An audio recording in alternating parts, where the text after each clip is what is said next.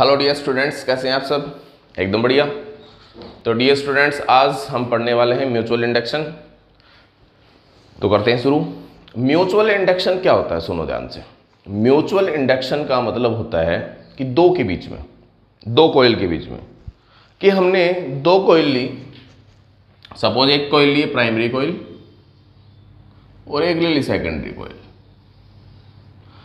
इसको coil number 1 coil number 2 बोल दिया गया। ठीक है।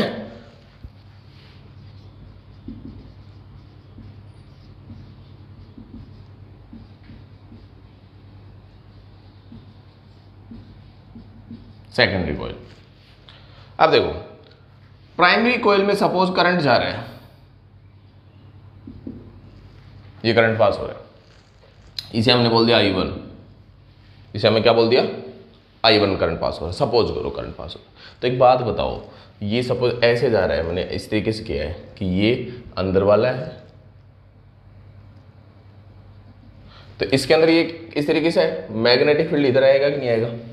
तो इस वाली सेकंड वाली कॉइल के अंदर फ्लक्स चेंज होगा कि नहीं होगा? अगर ये करंट I1 है तो ये फ्लक्स क्या होगा, इसके अंदर चेंज होगा कि नहीं होगा? ठीक है भाई, 1 के अंदर करंट I1 है तो फ्लक्स चेंज किस में होगा? सेकेंडरी कॉइल के अंदर चेंज होगा। ठीक है, तो फ्लक्स इसके अंदर चेंज हुआ।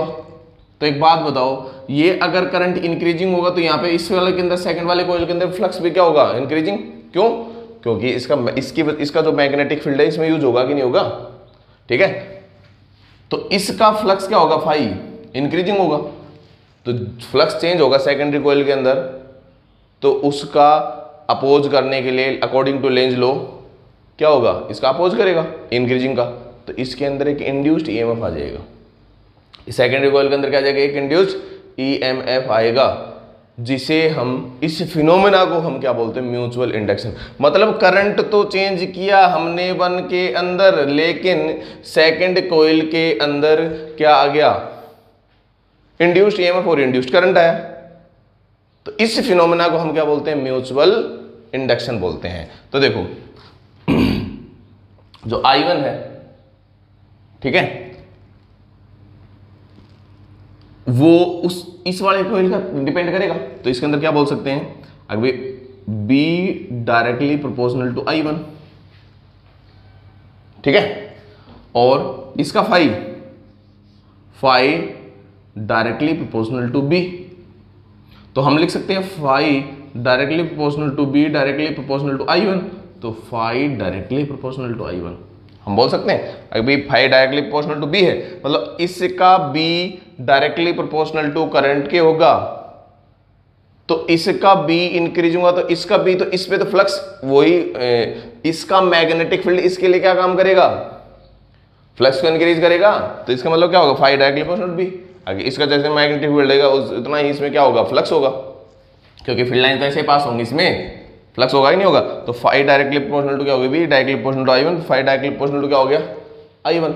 ठीक है, तो हम इसको बोल सकते हैं phi direct is equal to MI1 बोल देंगे, और हम बोल सकते हैं इसको generally phi is equal to MI।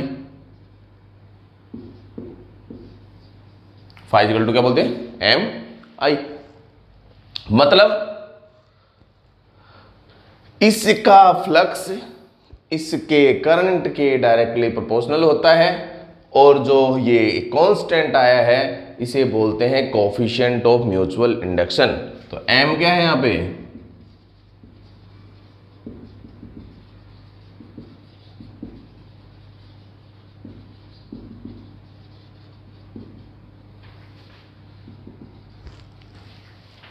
Coefficient of mutual induction, मतलब phi is equal to MI।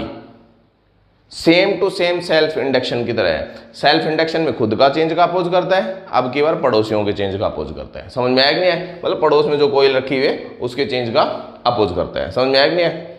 इसे हम ये बोल सकते हैं कि जैसे ये कॉइल ली, और अच्छे तरीके से समझे, ये रखी हुई है, नेबरिंग कॉइल है, ये रखी हुई है, ठीक है, इसको हमने बैटरी से जोड़ दिया, इसको हमने गैलमीटर से जोड़ दिया, ठीक है, प्लस माइनस।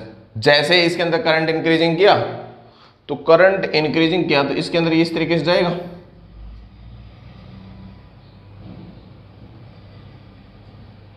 ये हो गया कि नहीं हो गया?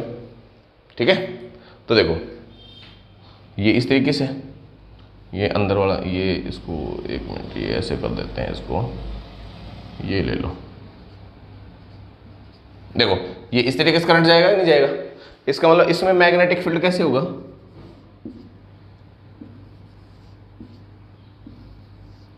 इस तरीके से मैग्नेटिक फील्ड होगा।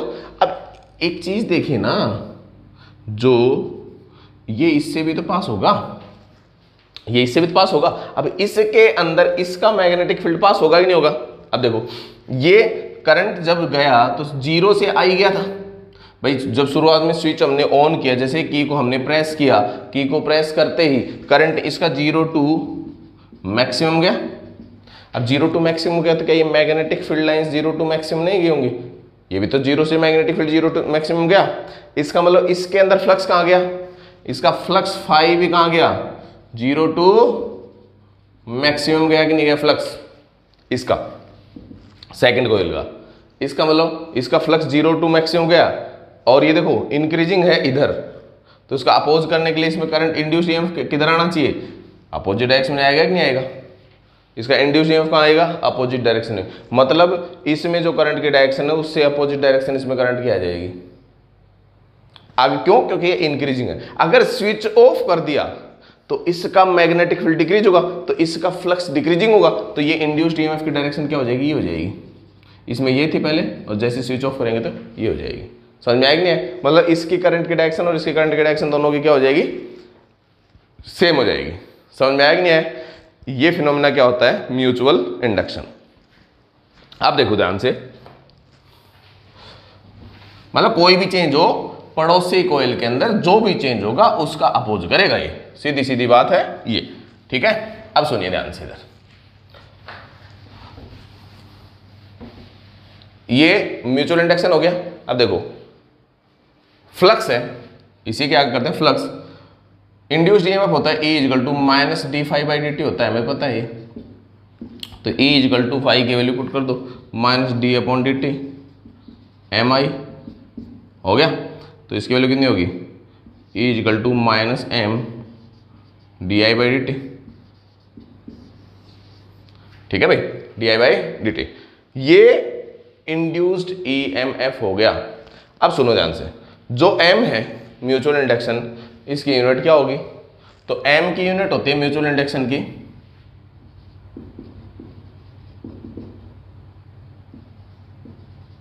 होती है हेनरी। सेम टू सेम वही जो सेल्फ इंडक्शन की होती है, कैपिटल H से इसको डिनोट करते हैं। ठीक है, तो M की वैल्यू कितनी होगी?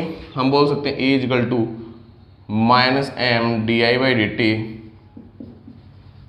तो M is equal to E upon D I by D T. बाकी तो same to same self induction की तरह ही इसको हम डिफाइन कर सकते हैं म्यूचुअल इंडक्शन को। आखिर भाई अगर D I by D T की वैल्यू 1 है तो M इज इक्वल टू कितना हो गया? माइनस ई के बराबर हो गया। मतलब coefficient of mutual induction is equal to induced EMF when the rate of change of current in the secondary primary coil is 1। ठीक है, पहली कॉइल के अंदर अगर करंट की चेंज क्या है? Rate of current of change जो है वो 1 है, तो म्यूचुअल इंडक्शन इंड्यूस्ड ईएमएफ के इक्वल होगा। समझ में आया कि नहीं आया? चलो यहाँ तक नोट करो इसकी ऐसा यूनिट, और इसका डायमेंशन फॉर्मूला वही होगा जो क्या होता है? Dimension is same. कौन सा? जो हमने किसके अंदर किया था? सेल्फ इंडक्शन की किया था। सेल्फ इंडक्शन में क्या किया था? E की वैल्यू E है, तो E को हम W अपॉन Q लिख सकते हैं। D I by D T तो मैं सीधा लिख दूँ, M is equal to W upon Q, और I बाई T लिख सकते हैं W T upon Q I। W का M1 L2 T minus 2 T1, Q का AT और I का A। T से T उड़ा दो, A2 हो गया तो ये हो गया M1 L2 T minus 2 A minus 2। यही था किसका डायमेंशन फॉर्मूला? किसका था? सेल्फ इंडक्शन का था। यही क्या है डायमेंशन फॉर्मूला? क्या है? Mutual induction, coefficient of mutual induction का है। ठीक है, यहां तक नोट करो फटाफट से। कर लिया भाई नोट? अब देखो ध्यान से,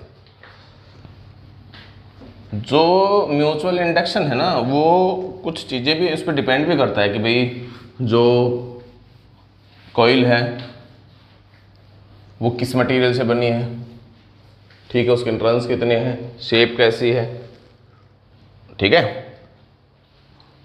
दोनों कोइल्स के बीच में डिस्टेंस कितनी है, इस पर भी डिपेंडेंट होता है, और दोनों कोइल की ओरिएंटेशन क्या है कि भाई कोइल इस तरीके से रखी हुई, अरे मतलब ये म्यूचुअल इंडक्शन है, ये कई बार ऐसे क्वेश्चन पूछे जाते हैं। इधर देखिए, इन दोनों के बीच की डिस्टेंस पे, इन कोइल्स की शेप पे, अभी कोइल की शेप कैसी है, ठीक है, इनके अंदर टर्न्स हैं, कितने टर्न्स हैं, इस पर डिपेंड करती है, नेचर ऑफ मटेरियल क्या रखा हुआ है इनके अंदर, उस पर भी डिपेंड करती है।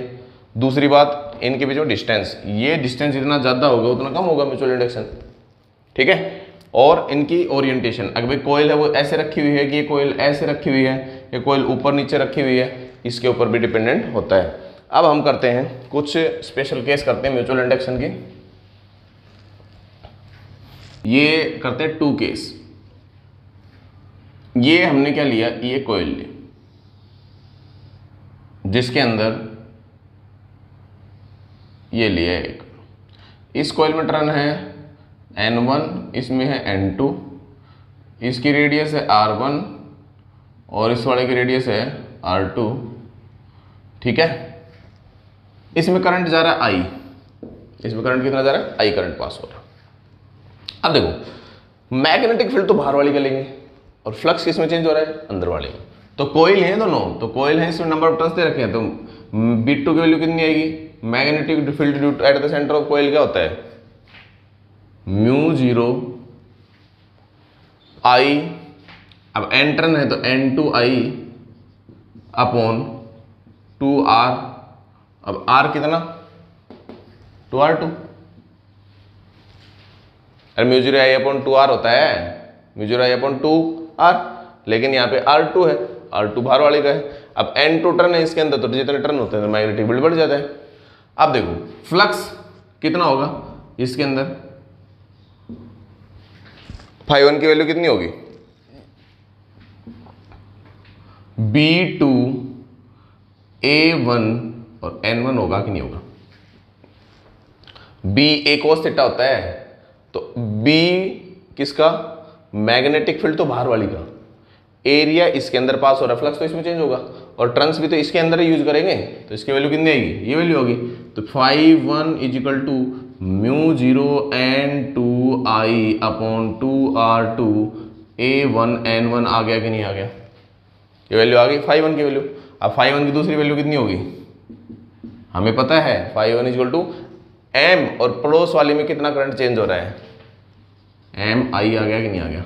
इक्वेशन फर्स्ट और सेकंड से दोनों के बराबर कर दें, फर्स्ट और सेकंड को इक्वेट करते हैं तो क्या आती है इसकी value, MI equal to μ0 N1 N2 A1 2R2 I से I तोड़ा दो, M की वैल्यू कितनी आ गई, μ0 N1 N2 A1 2R2, ठीक है, ये भी वैल्यू आ गई, और एरिया A1 की वैल्यू कितनी होती है, पाई R1 स्क्वायर, तो M equal to μ0 N1 N2 A की जगह sorry pi R1 square divide by 2R2, ये क्या हो गया, कोएफिशिएंट ऑफ म्यूचुअल इंडक्शन हो गया कि जब दो कोइल हैं वो कोसेंट्रिक एक दूसरे के अंदर रखी हुई छोटी और बड़ी कोइल, तो बाहर वाले की वजह से अंदर वाले में कितना म्यूचुअल इंडक्शन आएगा, वो कितना म्यूचुअल इंडक्शन आएगा, उतारिए फटाफट से।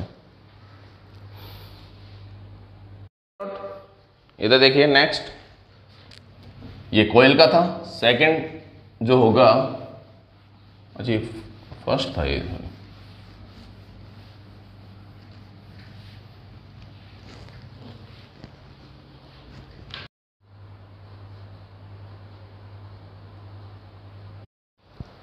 चलो नेक्स्ट करते हैं कि एक सोलेनॉइड लेते हैं,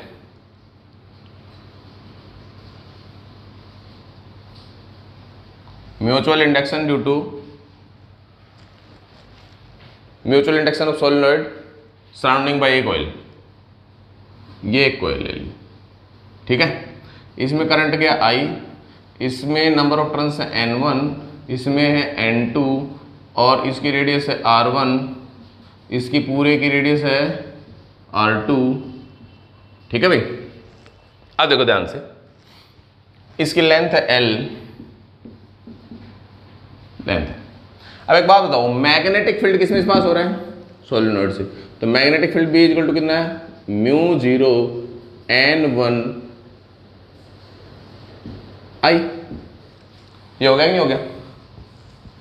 अब N1 इक्वल टू हमें पता है N1 बाई L होगा, तो B की वैल्यू कितनी आ गई? μ0 N1 बाई L I आ गया कि नहीं आ गया? Equation number first. अब देखो सेकंड वाले के अंदर म्यूचुअल इंडक्शन कितना आएगा? म्यूचुअल इंडक्शन जो फ्लक्स चेंज होगा सेकंड में, फाई की वैल्यू कितनी होगी? B A और N तो कितने हैं इसमें? N2। ठीक है, लेकिन एरिया किसका ले भाई? फ्लक्स कितना एरिया में पास होता है? अब ये सोलेनोइड है तो इसके इधर वाले, इसके अंदर यहां से लेके यहां तक तो कोई मैग्नेटिक फील्ड नहीं होगा। मैग्नेटिक फील्ड कहां कहां होगा? सिर्फ अंदर अंदर वाले में। तो एरिया किसका लेना है हमें? सोलेनोइड वाला ही लेना है, तो A1 ही लेना पड़ेगा। ठीक है, तो इसकी वैल्यू पुट कर दो भाई, B की वैल्यू सेकंड इक्वेशन में। तो देखो फाई की वैल्यू कितनी हुई? μ0 N1 I by L A1 N2, ये वैल्यू होगी। अब देखो इसकी वैल्यू ये फाई होगी। अब सुनो, हम जो फाई हम जानते हैं म्यूचुअल इंडक्शन वाले फॉर्मूले से, फाई इक्वल टू MI होता है।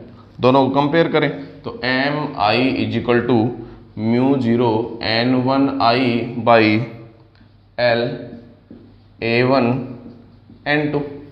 I से I कट कर दो, M की वैल्यू कितनी होगी? μ0 N1 N2 A1 by L। अब देखो तो M की वैल्यू कितनी होगी? μ0 N1 N2 pi R1 square by L। ये क्या हो गया? म्यूचुअल इंडक्शन हो गया। इसमें सबसे इंपॉर्टेंट चीज यही है, एरिया इसी का लेंगे, क्योंकि एरिया वो लेते हैं जिसके अंदर से मैग्नेटिक फील्ड पास हो रहा हो। तो बाकी एरिया में मैग्नेटिक फील्ड पास ही नहीं हो रहा, तो इसको क्यों लेंगे? तो एरिया इन दोनों केसेस में, अगर सोलेनोइड भी होगी तो भी एरिया क्या लेंगे? अंदर वाली का ही यूज करेंगे। ठीक है, करो नोट फटाफट से। नेक्स्ट देखिए, थर्ड पॉइंट जो है, थर्ड केस क्या है कि अगर सोलेनोइड के अंदर सोलेनोइड बोल दें,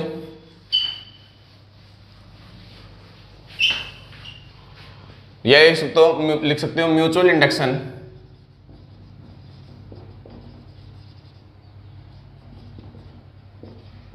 ड्यू टू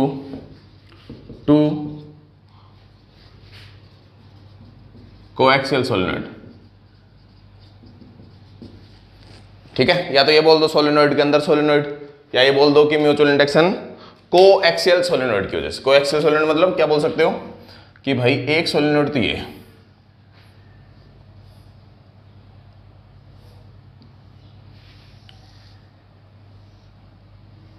ठीक है, और इसके ऊपर एक सोलेनोइड और,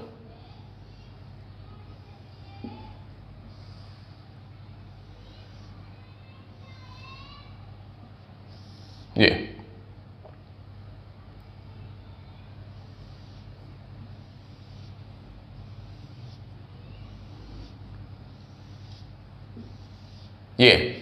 और इसके अंदर भी है टर्न्स हैं ऐसे।